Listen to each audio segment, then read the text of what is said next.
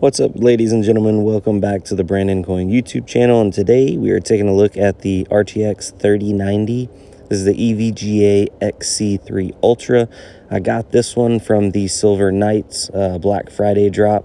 If you didn't see my last video, we went down there, got there at about 1 or 2 a.m. and then kind of just sat in a camping chair all night, and eventually the store opened, and yeah, me and my buddies got some cards. They picked the FTW3s, and as you'll see here shortly, I wish I did too. So pulling this thing straight out of the box, I was hoping that I would not need to swap thermal pads because I don't have any thermal pads with me. It's a great looking card, but I noticed the cooler isn't quite as big as the cooler on the FTW3. I've seen where some people online had no issues getting full hash rate out of theirs, but mine was did not have the same fate. So this only has two 8-pin connectors. Went ahead and threw it in a open air rig. This is one of my rigs that is mining Raptorium right now. I think it's a 5900X, but that doesn't matter. I just wanted to give it the best chance of being around basically no other cards that are running hot. So here it is running in Hive. It's been running for about 24 hours. Got it at 108 mega hash right now. I've tried different cores, different memories.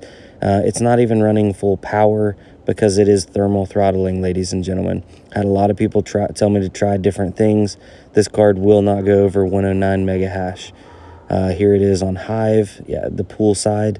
Its average is 105 and 108 right now reported. So yeah, putting her into What to Mine. What to Mine says a 3090 should be getting, I think it's like 112, 10 cents per kilowatt hour for the cost of electricity. On Ethereum right now with a 3090, you're looking at about $7.06 after electric, $7.83 before electric. So $7 a day, that ain't too shabby. I'm going to go ahead and pull up the Nice Hash profitability calculator because a lot of people do like to still use Nice Hash, which nothing wrong with that. It's good for getting started. 10 cents per kilowatt hour, trying to keep everything fair. And I actually scrolled a little too far here.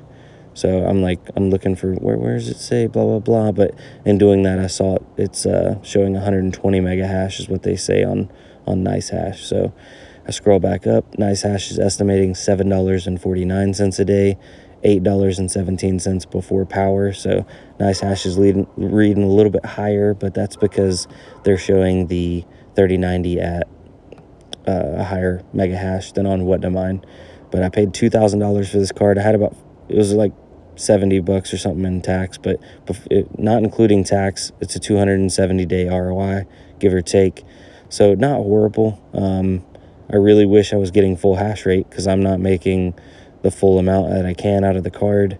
So I'm obviously going to have to order some pads, do something like along those lines, because I can't handle buying a card, especially like an EVGA card. In my opinion, one of the top tier cards.